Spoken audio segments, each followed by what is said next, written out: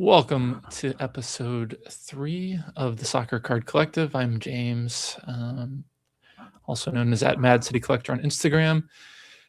For our third episode today, following our episode on the nostalgia of the 90s and 2000s, I was going to talk about an episode which I've entitled Dawn of the Modern Soccer Card Era. In this episode, I was going to talk a little bit about the paradigm shift that happens when cards kind of transition from the older, kind of what I term the pre-modern era, into what is the modern kind of configuration that we have come to see in soccer products and other card products released for other sports like baseball, NBA, and NFL. This kind of transition happened in the mid to late 90s, but in soccer, for whatever reason, the transition to kind of the modern configuration of serialized parallels really didn't happen until the early 2010s, and more specifically 2013-14 era.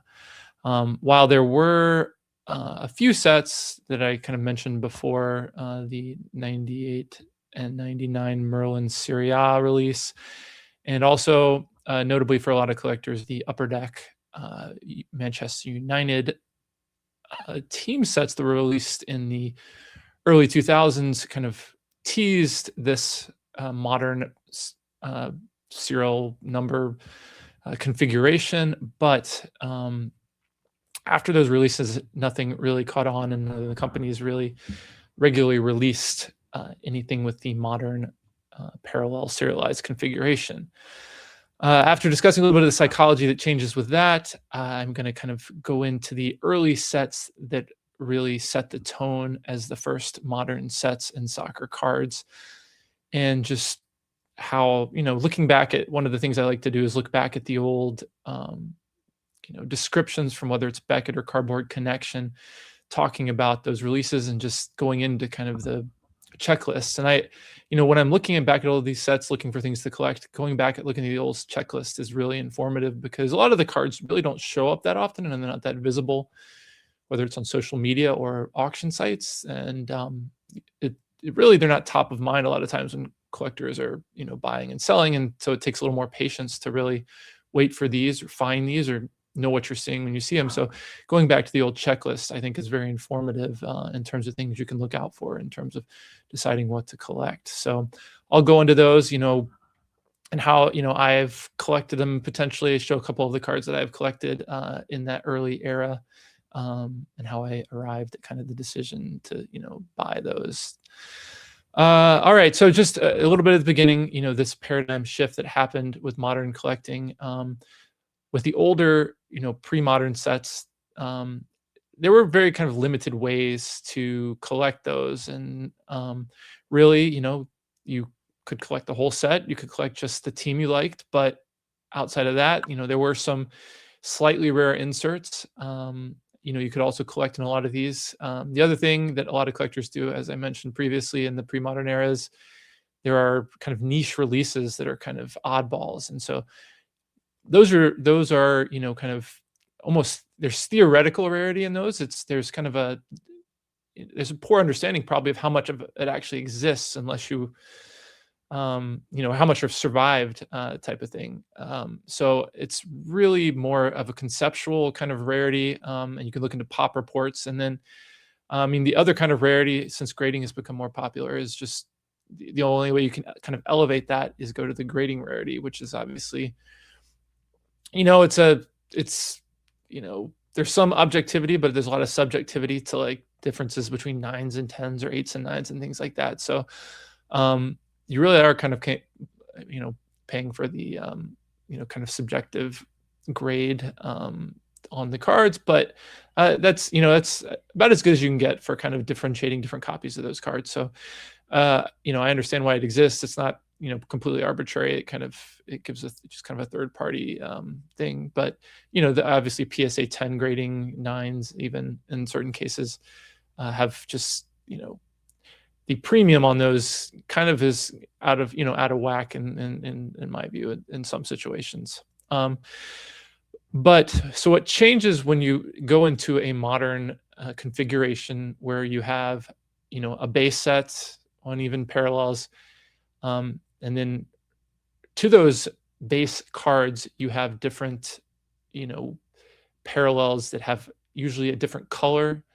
And then they also have they have a serial number to a certain number based off it. And so, you know, coming out of the era of the pre-modern era, as I call it, where there are no serial numbers, uh, there is a lot more just objective rarity that you get with these serial numbered cards. And I guess the other thing you get from them is something that just looks different. And in a lot of cases, whether it's a shininess factor, a color, adds to just the aesthetic kind of appeal of a lot of these cards. And so it really kind of can alter how you think about collecting these cards from this era.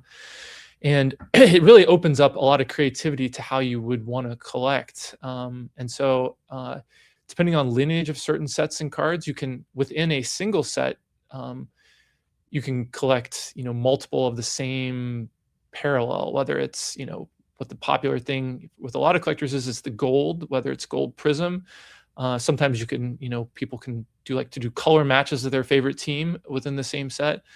So you can really kind of get creative with how you collect a single set based off the parallels. And sometimes it's budgetary, sometimes it's aesthetic sensibilities that play into that. And then once a set has a lineage, you can actually collect within your favorite player, favorite team. You can collect that parallel across different years every year, and you can essentially, as long as that set's being produced, you can it's a do that out to as long as that is happening. So it kind of renews every year, which is kind of keeps the adventure going in terms of a set.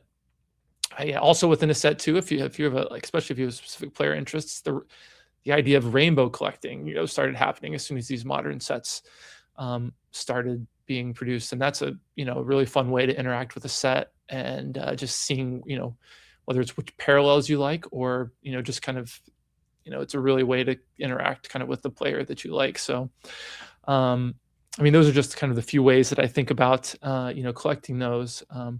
The other thing that happened when this dawn of the modern era in soccer cards is that it was really the first era where pack pulled autographs were mainstream. While there were a few sets where there were pack pulled autographs in the past, it just wasn't realistic to really find these cards in that prior era.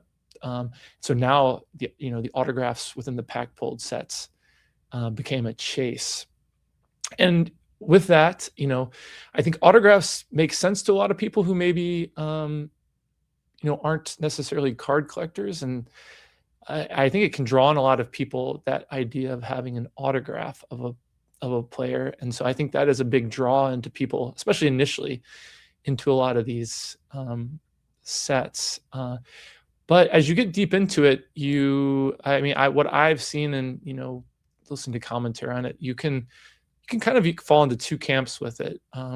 If you're really a card collector and you kind of dig into the nitty gritty of what you like about the cards, autographs can kind of distract from the card and not make you necessarily assess the card for what it is.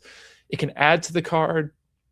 The cards, especially in this early era, many of them are sticker autographs, and so there's a little bit of a stigma to sticker autographs, with a lot of collectors. So does the sticker detract from the visual appeal of the card? Does it not? Does it really fit with the design of the card? So there's all these questions you can ask about autographs on cards. And so, but really when you're collecting a card with autograph, I still think you're collecting the card, because you can get autographs for all these, players in different forms. And so it's really the form of the autograph on the card that really, kind of the card itself is what makes a lot of these cards desirable and, ultimately valuable to collectors. So you kind of have to play with all that as you're deciding whether you want to concentrate on, just the cards, or look for the cards, that have the autographs. So So that whole mindset kind of shifted in this era too, and it became an extra wrinkle into kind of how you decide to want to collect. And it's, I've kind of gone through the whole gamut of thinking about those things. And so I'll dig into that when I talk about some of the sets upcoming. But having said all that, I was going to dig into some of the first sets in this dawn, and these first sets that kind of set the tone for what this modern era has brought us. And so the first set I wanted to talk about is really the first. A lot of people talk about the first set from this era being the 2014 Panini Prism World Cup set. But in reality, the set that actually came first, I think the Prism set probably was, became most visible to the larger hobby, but really the first set that was released was the 2013-14 Topps Premier Gold. Its first, kind of major mainstream set that had the serial numbered parallels. And so looking back, fun to read kind of this Beckett article from August 9th, 2013. And I mean, I'll just read from it. So it's just interesting to see how it was, positioned even at that time. And so it says, Topps is expanding its soccer product to the English Premier League. In mid-December, Topps is scheduled to release a high-end, interesting to me that they call it high-end soccer product, with 2013 Topps Premier Gold. The hit per pack product will have 10 packs with 5 cards in each pack, meaning each box will have 10 hits, 5 autographs, and 5 memorabilia cards. Notice they don't even mention really the parallel skews, the parallels as being hits, but going down, they say the base set will feature 100 cards of the top stars in the EPL. The base set also will have green numbered to 99, orange numbered to 11, platinum 1 of 1, and premier gold 1 of 1, as well as 1 of 1 printing plate parallels. It talks about the inserts, hot shots, midfield maestros, shot stoppers, touch tacklers, and future stars. So very light on the, the insert types. So this was kind of a strip down to what we see as kind of the parallel configuration now with a lot of these sets. And really digging into the, actual parallel structure and checklist, they also at the time released, I think Beckett also released a, the checklist, and it's kind of fun to dig into the players who are in the checklist for this, because a lot of these players may not even appear in any as a playing days cards with parallels, and in their Premier League jerseys, and a lot of the sets that I'm going to talk about here going forward. Some recur in the 2014-15 and 2015-16, 16-17 versions of Topps Premier League, but a lot of great players were kind of toward the end of their playing days.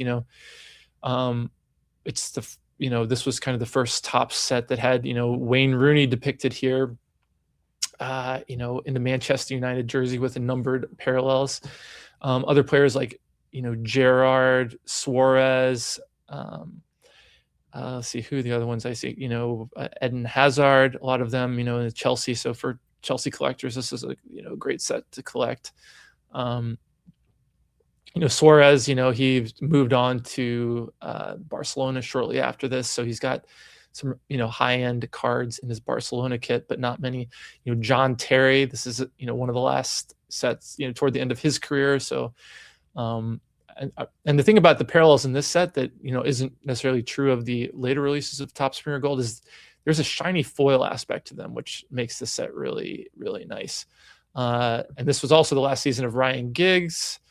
Questionable behavior off the field makes it kind of I think has dampened some of the enthusiasm for collecting him, but he was certainly an iconic player. And this a parallel shiny card in his Manchester United kit, I think last year, like year 21 or 22 it was, they talk about on the back of the card. But so that's just things like that with the set make it really popular. The autographs, Steven Gerrard first pack, like one of the Yeah, don't quote me on it, but this has got to be one of the first pack pulled Steven Gerrard autographs, and you can get it in gold 50, orange 25, platinum at 101. Sticker autos, but still pack pulled. Chases like that. Cristiano Ronaldo was in the set, even though he was no longer playing for Manchester United. Gareth Bale, Frank Lampard, all autographs in this set. Even they somehow slipped Pele in here. I guess he's just popular, but that does bring in the other aspect of the dawn of the modern age, is they realized that a lot of these old legends didn't have pack pulled autographs, and these companies were slick, and to sell products, they slipped in these legend autographs in there. So I think in these early sets, really, really cool that they were included in them. But Pele, started signing for many, many sets. And so you have to get a little careful, chasing these post-playing days autographs for players. Playing days, I think only a limited number for a lot of these players later in their career. But, dipping in, you see that now, like Steven Gerrard, for instance, he's got tons of post-playing days autograph cards. They can essentially make them, for the next decades until he gets too old to sign. Pele was signing into his 70s, and some of his autographs started looking pretty rough. But they can so just be careful, like especially with the post-playing day stuff, how much you're spending on them, because they can just keep making these. And what differentiates one post-playing days from the other? You could say aesthetic, lineage of the set, things like that. But realize there are playing days autographs out there, especially when you're talking about stickers like autographs.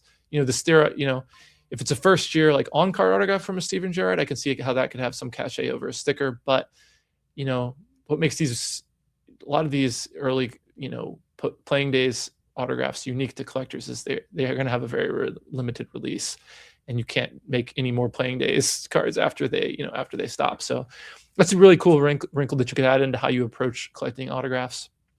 And yeah, that's kind of a cool thing to think about when these it's kind of a pitfall when we talk about the modern era, the proliferation of the post-playing days. But you can definitely get some creativity into how you collect these.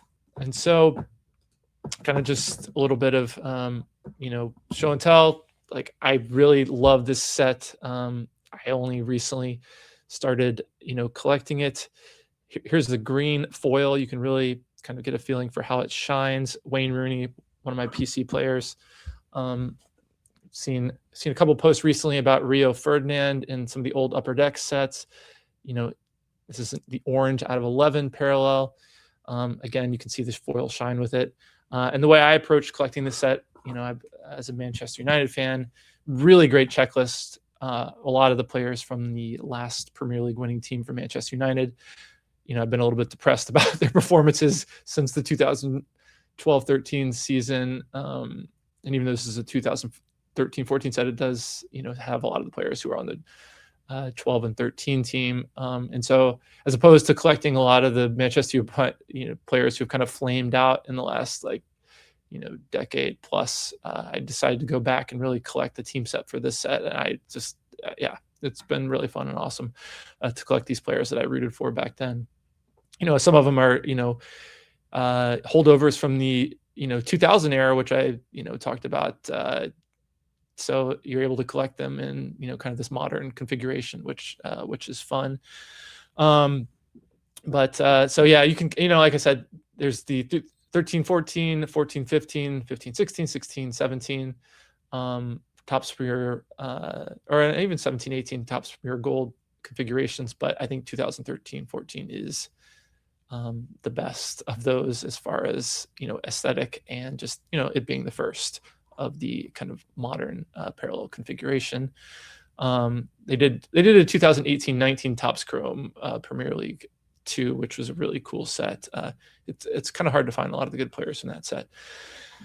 All right, so next to the one that, to the set that kind of, a lot of people point to as the real causing kind of the, beginning of the explosion of the modern era, is the 2014 Prism World Cup set. You know, I think a lot has been, you see this everywhere. A lot of the cards, especially the, golds and lower numbered stuff from the set, really sell for premiums, are really sought after by collectors. It was really piggybacking on the success of the NBA and NFL releases in 2012 and 2013. And really brought, Panini's long lineage of soccer to the kind of high-end segment. And, reading the little blurb here from Beckett, published, actually looks like it was written in August 2021. So that's interesting.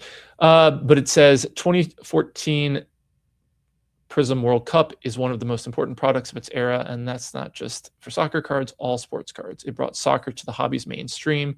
It proceeded to become one of the top-selling sets of the year, outpacing many of the biggest releases from baseball, basketball, and football and hockey. So again, as I talked about, I think this was a little bit of looking back, hindsight that was included in this little blurb. It says, and the 2014 Prism World Cup soccer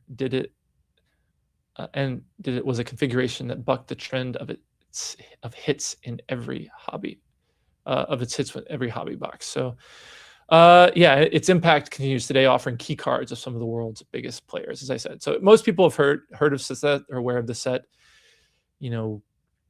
especially, as it's highlighted on the screen here, Cristiano Ronaldo. Again, like here's Pele post playing days configuration. Pele gets put into every set to try to people, but U.S. players as well for the U.S. market, and so this really kind of brought the Panini shine and era to the and again, going through the parallel skew of this set. It's stripped down again compared to what we are used to, and so it is the prism. So like the classic silver prism, they just called them prisms at that time. The silver was added, I guess, or in other products, but it's the same idea. There was the blue, red, and white wave, which I think was a retail SKU. There was the blue wave national convention. Or it's like Blue Mojo is really what it was.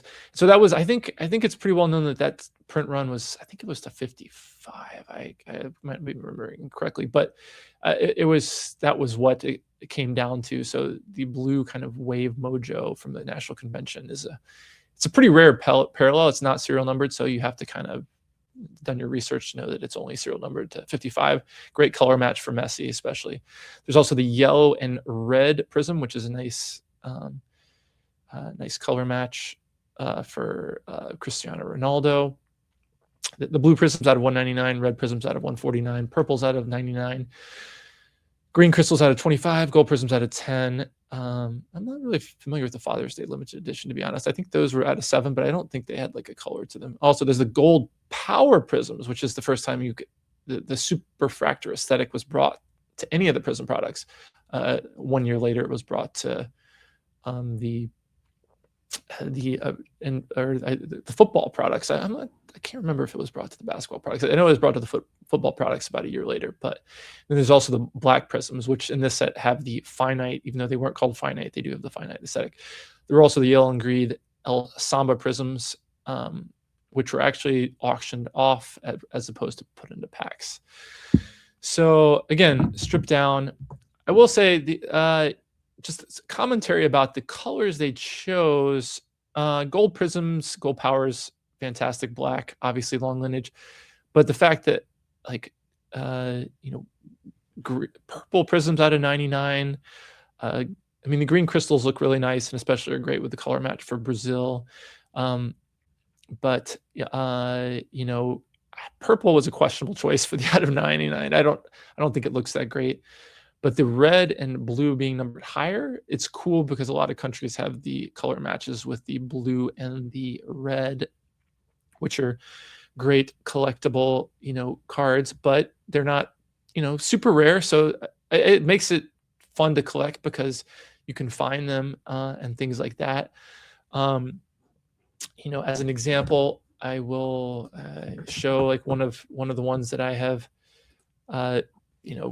picked up just because I thought it looked really cool. Spain, obviously, the reigning, they were the 2010 champs. This is just a Xabi Alonso. Like, it's a really fun color match. Shows kind of what, these are some of the best looking, the color matches for a lot of these countries are some of the best looking cards, I think, from this set, and very, potentially very attainable, even though I've been looking for a Iniesta from this set. I did do have a Xavi, which is fun because he doesn't have many post-playing days cards after this. I've been looking for an Iniesta, and it's like that they just never pop up, and I just have barely seen him out there. So despite being numbered out of 149, you don't often see them pop up for certain players. So it makes it a fun chase, and I think some people think they're not that rare because of numbering, but in reality, like in practicality, they do become rare or difficult to find for the ones that are really aesthetically pleasing. I haven't picked up a ton of from this set, from the gold, or actually this is the only gold one I have. PC player Wayne Rooney, PSA 9, the highest graded copy for this. Great, gold shine. So, I do like the Prism cards that have either the gold borders or the full gold bleed slightly more. Not my favorite Prism design, but still beautiful looking card. One of the issues with England in this set, obviously, is the fact that, as you can tell, they were not licensed in this set, which, not ideal, but still good looking cards, and, kind of the fact that they're good looking cards and a really notable set and a player that I really like, Wayne Rooney, is the reason why I went after these. This is the gold power. These are fantastic. Like, I personally prefer these much to the regular golds because you can tell, like, the textured aesthetic goes all the way to the red portion of the card, which is really beautiful. The only problem I've noticed with these, just so be careful when you're looking at any of the gold powers, is I think there was just like a manufacturing defect, and so some of the gold surface, there's just almost like defects in it, and I think it's a manufacturing defect. I don't think it's wear and tear on the card. It almost has like a greening quality to it in the areas where you've kind of lost the superfractor texture. So be careful when you're looking at those. There could be some eye appeal issues on the gold powers, but yeah, overall, this set really, of all of the kind of shiny ones, this one is the one that a lot of people really are drawn to because of the first. So the other reason I think that people really enjoy kind of this this set is the checklist. So many great players from the 2000s who potentially this was their last World Cup and they made it into the set. Like I said, Xavi's last World Cup. Players like that some players, it was their first appearance in the World Cup, whether it was like Paul Pogba or Neymar. So almost like a World Cup rookie, I guess you could say. But so it's one of those things and this is one of the things I wanted to really bring up in terms of like kind of the dawn of the modern era collecting, is that the paradigm from going after rookies is the most desirable versus going after the high-end products, first appearance type mentality when it comes to certain sets. The gold Prism really trumps the rookie for a lot of people, and that whole mentality shifts when you come into the modern era. And so many players where their appearance in this set is really kind of almost their grail card, even over their rookies. Rookies I still think are cool, especially in high grades. Some of them are really hard to find for a lot of players, even though these, like a lot of the rookie stickers or kind of base cards were printed to like probably to high numbers. in practicality, a lot of them don't show up. But this kind of that paradigm shift that's saying, you know, for a lot of people, probably me included, the, you know, a gold Messi or even gold Power would trump his rookie in, you know, any of his rookies in any grade, for me personally as a collector. And so that whole paradigm shift of like kind of, you know, kind of developing whether you want to go collect the early stuff, the rookie stuff versus these high-end products really shifted during this time. And this, I think the decision, especially when it comes to this set, I think kind of really changed people's thinking about which one might be their, you know, quote unquote grail card, or this, you know, these are the types of cards they would go after rather than going back to rookies. All right, so yeah, so that's, you know, you could talk a whole episode about this set. So I'll move on kind of in my march to the early, you know, the early sets that were released that kind of shaped everything. And so this is a set that's a little under the radar as far as you know, what I see collectors collecting, or whatever, or even whatever shows up for sale.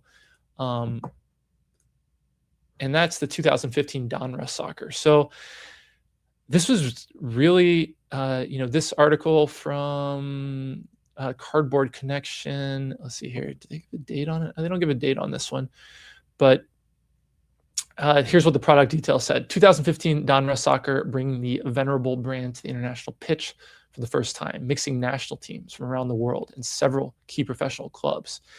The checklist features an eclectic mix of players and themes. So this was really the first set that brought clubs, you know, from throughout Europe, or players depicted in their club uniforms into kind of a high-end product with like the parallel configuration. Panini did not have the license for English Premier League, so that is a notable exception in this set. There are some national team parallels for certain players in it too, so there are national teams in it, but the base set is all club. I really like the Messi from this, you know, the picture on this set. I think it's a classic, just kind of Panini era. You're not an action shop, but just, you know, looking like a baller in his the yellow Barca kit there. And this set really has a lot of these first players depictions in, you know, in their club kits, like Cristiano Ronaldo, first, you know, kind of numbered Real Madrid in a high end, you know, parallels.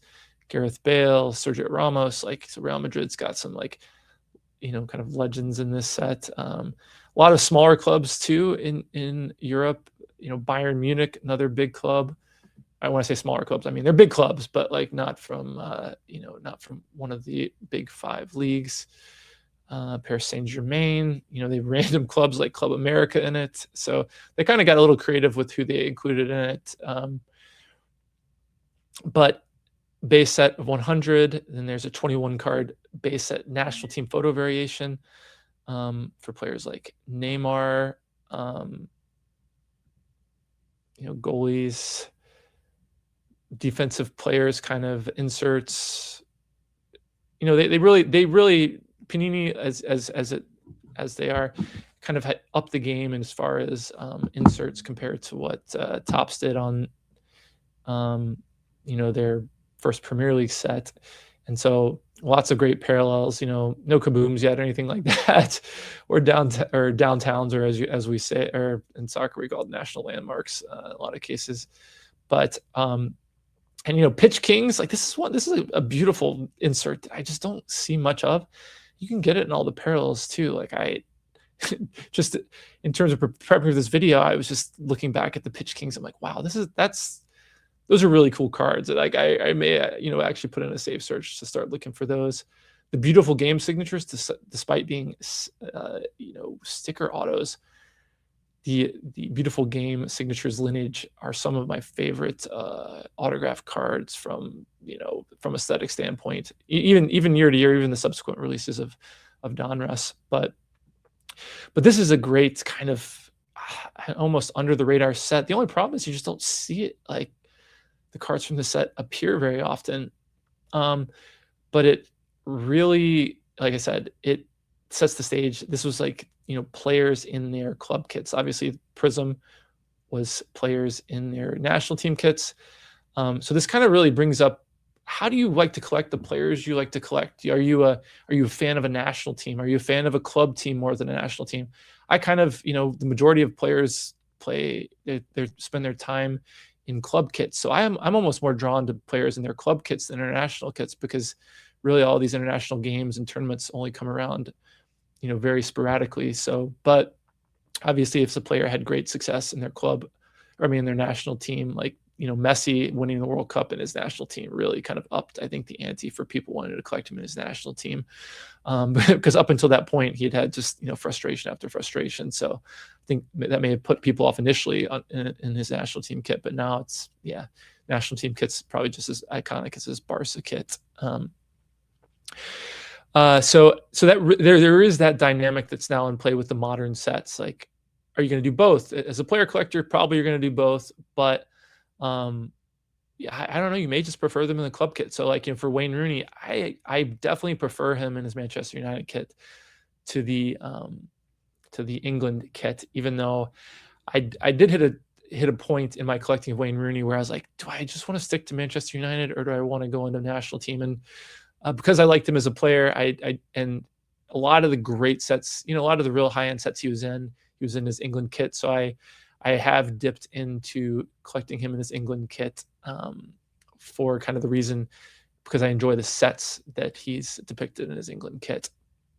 But I think that's one way you could narrow your scope in terms of collecting, which I think once you get to the modern era, another big thing is there are so many cards produced, especially in the last 5 years, that you can't collect everything. You have to come up with a subset of rules to narrow your collecting down, or you'll be completely inundated.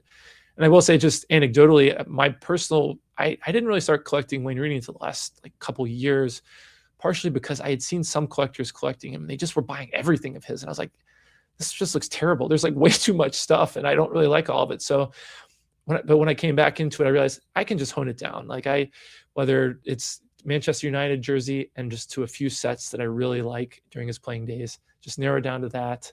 You can really narrow it down and make it more manageable, and a little more patience, but makes it more manageable, and you find the cards that I enjoy. So anecdotally, that's kind of how I approached it for my Wayne Rooney PC. All right, again, I highly recommend going after the set. I don't actually own any cards from this set, but it would definitely be a cool set to collect if any of the players you like are in this set. And Messi's essentially collected by almost everyone now, and so fun to chase cards from Messi in this set. And I didn't actually go through the parallel configuration. Still very modest, manageable. 299 bronze press proof, silver press proof out of 199, gold press proof out of 99, red soccer ball out of 49, green soccer ball out of 25, gold Panini logo out of 10, and the black Panini logo 1 of 1s, which all those are really cool, shiny aesthetics to all those. All right. So we'll move on to the next set in my kind of run through these early sets, and that is the 2015 Select set. So another one, the Panini Select sets from 2015, 16, and 17 are very present in kind of the modern,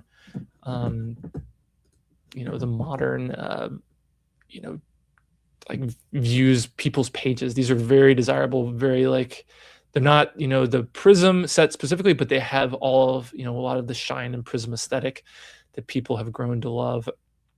This was a 100 card base set. And here's this article again. This one from Cardboard Connection is not dated, but it says, continuing a recent push by Panini into the higher end of international soccer cards, 2015 Select incorporates some of the biggest global stars into the familiar Select brand. And you started seeing the Select brand around 2012-13 in NBA and NFL. And so again, they were kind of piggybacking off of the success bringing it to soccer, which is fantastic for collectors. So as opposed to the Donruss, this was a completely international licensed set.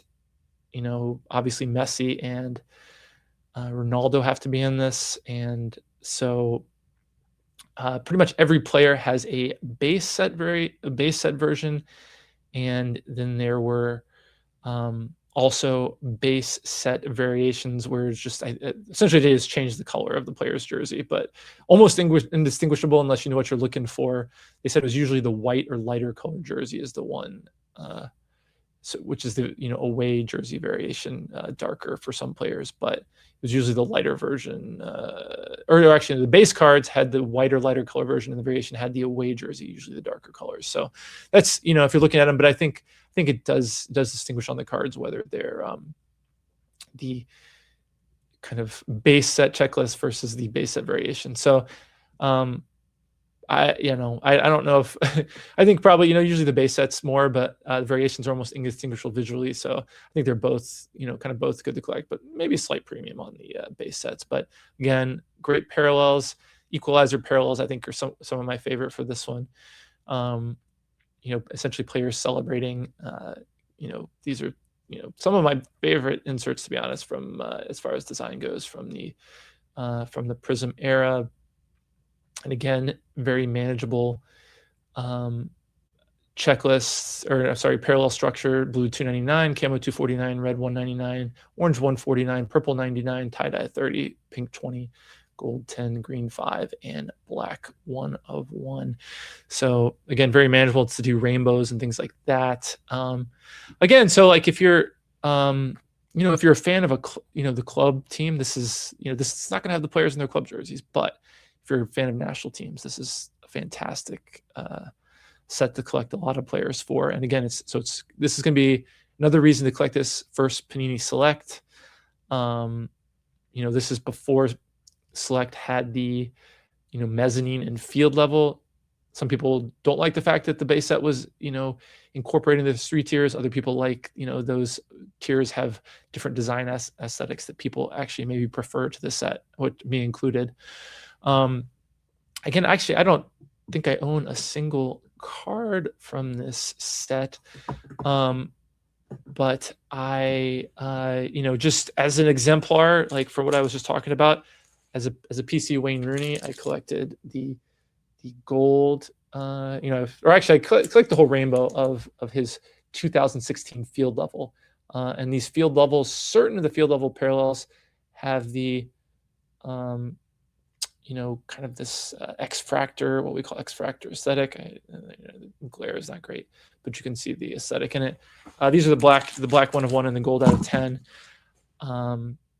I don't know, awesome. The black 1 of 1 was, I think, probably my favorite pickup of 2025. And I guess the difference, just to highlight with the 2016 version, is it had players in their international and club kits. Did not have Premier League licensing, so all of the Premier League players, or if a player is based out of Premier League, they are in their national team kit. So Wayne Rooney in his England kit there. It were licensed. Panini, starting in 2015, did have licensing for the England kit. So the England kit is licensed, which is kind of makes it almost, in some ways it gives it a notch over the unlicensed 2014 Prism, but obviously 2014 Prism set is more iconic. So this kind of probably balanced themselves out somewhat in terms of desirability. And then so in 2016 they had like I said, the Terrace, which is kind of a planar design. The mezzanines, a lot of the parallels were die cut in that, and then the field levels were fold cards, and like I said, had that X-Fractor aesthetic, which one of my favorite designs, I think, as far as aesthetic goes for in the entire Panini era, to be honest, and hence why I bought some of them. But again, it's 2015 was the first. 2016 has its own merits. 2017 also has like the 3 parallels, and then the horizontal field level versions are a unique wrinkle in that people like to collect. especially kind of the Messis are really, and the Ronaldos or Cristiano Ronaldo is really notable in those sets. And so that kind of was a paradigm. And that 3-year window of Select really, they brought Select back in the early 2000s, but that really kind of set the paradigm for this shiny kind of Prism era in the off World Cup years where they weren't producing the actual Panini Prism product. All right. So the next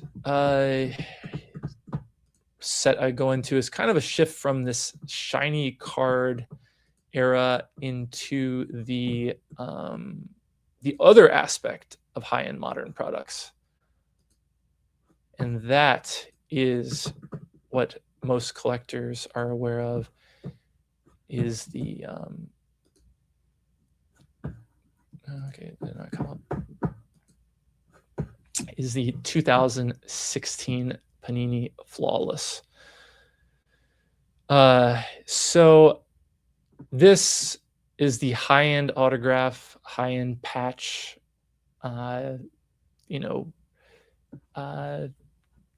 Essentially when it really entered soccer, it said, the Beckett synopsis of this said, the market for soccer cards has been growing tremendously over the past couple of years. And this was dated June 21st, 2016.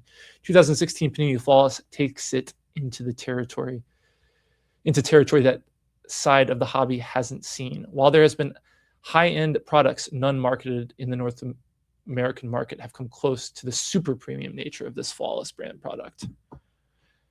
And so, again, most people are probably aware of this. There's a base set, autographs, soul of the game, probably, I think stands a notch above any other, to be honest, high-end like memorabilia piece product. Instead of jerseys, it had a piece of their shoes, which in soccer or football, as most of the world knows it, arguably, sees more of the action than the actual jerseys themselves. The base cards have only the 2015 10-5 little diamonds in them, so a little bit of flare and shine, as well as the foil. Dual patches for the Cristiano Ronaldo, Messi, autograph cards for players in their club and national team kit. Players like Pele post-playing days. These are some of Pele's most aesthetically attractive autograph post-playing days cards. I could see why they would be kind of your grail if you're collecting Pele autographs. Other, really heavy on kind of lots of post-playing days legends, including Bobby Charlton, Roberto Baggio. So this really leaned heavily into kind of autographs, into post-playing days, which is really come a hallmark of these a lot of high-end sets, including these post-playing days legends. So this, like I said, this is the first set. So if a player's in the set, arguably this could probably their most important post-playing days auto card. But again, for the players who are still living, a lot of them are still being incorporated into the new set. So be careful. Like, look back at all the old stuff before you start, these new sets released and you dip into their, you spend tons of money on those when you could go back and get these really awesome products that were back then.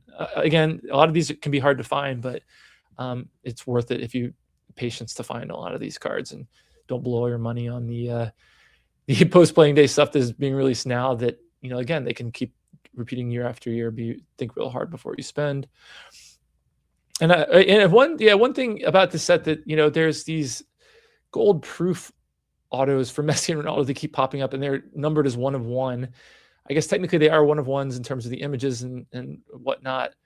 But as you see here, there were 14 different 1 of 1 gold proofs. So the gold proofs, while labeled 1 of 1, they're actually more accurately out of 14. And then there's a couple versions that are out of 2 even. But so be a little careful when you're talking about like actual serial number rarity when you do that. Same thing with Cristiano Ronaldo, except he, I think he's got 4 of 2s, and then 12 of the gold proof labeled 1 of 1s in his Real Madrid kit, and then he goes into his Portugal kit and he's got another 3 1 of 1s and 2 out of 2 different variations cards. So you have to be a little careful with these. I wouldn't be paying 1 of 1 prices for these, personally, for these cards labeled 1 of 1, because they're not, they're only 1 of 1s in kind of like in the sense that, maybe they have a slightly different design for these different gold proofs. But anyway, that's just an aside. I had noticed with this set. So like I've seen a really high gold proof sales. I'm like, that's not really a 1 of 1. Like, the Soul of the Game 1 of 1 is like, that's a 1 of 1. But the gold proof 1 of 1, not really what I would say is like the same tier as far as desirability for me as 1 of 1 goes. And it kind of gets into kind of this whole, as people become more seasoned and like trying to find the truly best cards with all these serial numbers, the 1 of 1s really kind of raised to the top. And so, when are 1 of 1s truly special 1 of 1s? When is an out of 10 more desirable than a 1 of 1s? Like, you kind of have to go kind of this whole thought process and really know the checklist for a lot of these sets to really dig into kind of, is it 1 of 1 really like one of the better cards, or maybe an out of 10 or out of 5 or maybe even out of 50? I guess, maybe that's a little crazy, but when is an out of 50 better than like a 1 of 1 from a certain set? So something you have to dig into, probably a topic for a future episode. But because of this like weird 1 of 1 format in this set that I want people to be aware of, the topic kind of came up organically. But fantastic set for playing days and for post playing days cards of players. All right, so now on to probably the set that I heavily collect, and if you follow me and podcast appearances on other channels, the set that I've kind of would be most synonymous with if you have been following me, which is kind of one of the big transition points in this era, is the 2017-18 Topps Chrome UEFA Champions League set. So first year Topps Chrome had numbered parallels in European cards. For those people in the weeds, Topps Chrome did produce a Bundesliga set 2013-14, but didn't have parallels. And they did have a Topps Chrome MLS in 2014. Certain notable players in that: Thierry Henry, I think Robbie Keane, both European stars in that, but lots of MLS stars from that era.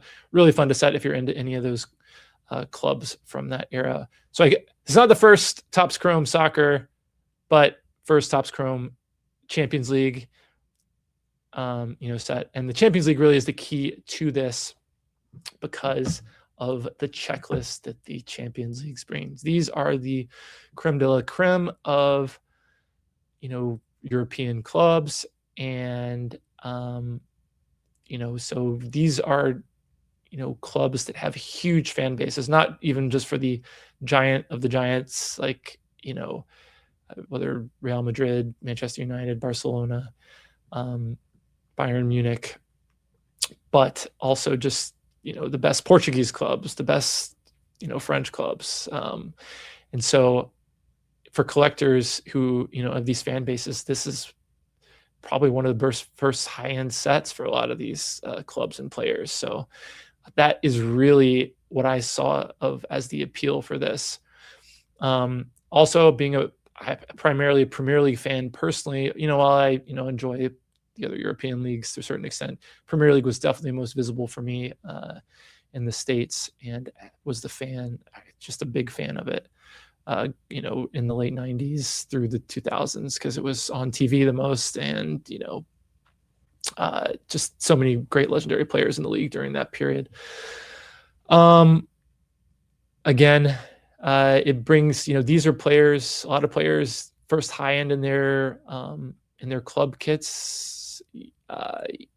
so that has a first in that respect. And, one thing that I've kind of viewed as my collector thing is that a late playing days card and some of these really premium sets, to me, like I said, is kind of a real big sweet spot for me, even over a lot of the rookies. And it was really kind of the direction I went with my collecting And so like, Messi, obviously big chase for this set. Like I said, all the big clubs in Europe, a lot of the ones that I mentioned, the parallel structure for this is, fantastic.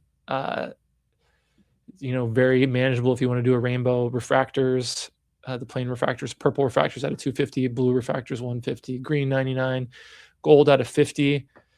Beautiful, attainable out of 50, and that was the first project that I started when I got really deep into this, was putting the gold refractor set together. Got 98 of the 99, just biding my time to find a Mbappe, and then I'll have that the complete 99 card base set for that. Orange has kind of been growing on me. I kind of like the gold better aesthetically, but orange out of 25 is, for very recognizable for baseball fans. And then the red refractors out of 10 and the super refractor out of 101. Also collecting the red refractors if you follow my Instagram page. What I love about the red refractors, so many teams, it's part of their jersey kit, so you end up with a lot of jersey matches with this rare out of 10 parallel, including Messi. And any Barcelona player, any Manchester United player, Bayern Munich, like Atletico Madrid, just, you can keep going down the list of all the teams that have the color match. So it's maybe some of the aesthetically pleasing. And so, like I said, the fun thing about this is a set that was produced, first year set, that is still being produced. And so this is the start of a lineage that is still very visible in the hobby. Recently, the Topps and Topps Chrome has come back to Premier League. Panini had it licensed for Premier League from 99 to 2024-25. Now it's back to Topps, so that lineage is even growing. And obviously Fanatics is just an absolute force with pushing the Topps Chrome brand. My favorite set, obviously biased. This was, like I said, this was the end of a playing days kind of era for players, is like, one of my lanes. And, this was Ronaldo's last year in a Real Madrid kit. So that kind of makes it a special card for him for that reason, because this is only Topps Chrome in the Real Madrid kit. And, so that makes it something special for that, I guess, that reason. Also same thing goes for, essentially this was the last playing days year for Barcelona for Andres Iniesta. This was kind of one of the first cards that started my real deep dive into the reds. And as you can see, the color match, with the red stripe, a lot of the kits have more red in it, but the blue red combo, just aesthetically, you can see how that really plays as a color match for teams, and can make it really fun to collect a lot of those cards. So that kind of is my run through the early important sets I see of as the dawn of the modern soccer card era, and how I kind of view how these different features of those cards really play into how you can get creative and what can really draw you into certain modern cards. And I say, I pulled up all of the checklist for all these, just to kind of illustrate it's a really fun way to go back and look at these sets. And it's maybe you haven't seen a lot of these cards, but you can find, you can find out they exist. You can find the configuration. You can come up with plans to how to try to find and collect them. Again, it's kind of a more patient waiting game rather than just looking what pops up for auction. But I think, from my perspective, when I slowed things down and added that patient element in my collection, was a big turning point as far as my enjoyment of just collecting a lot of these cards, and it kind of saved my funds for this truly special ones that pop up. Sometimes you find cards like I said, the Pitch Kings. I had kind of forgotten about that parallel, but that'd be really cool to go back and maybe look into diving into some of those cards like that are just really aesthetically pleasing that you just don't see on people's pages every day. So hopefully this was informative and enjoyable, and that brings us to the end of this conversation. And as always, stay curious and keep collecting.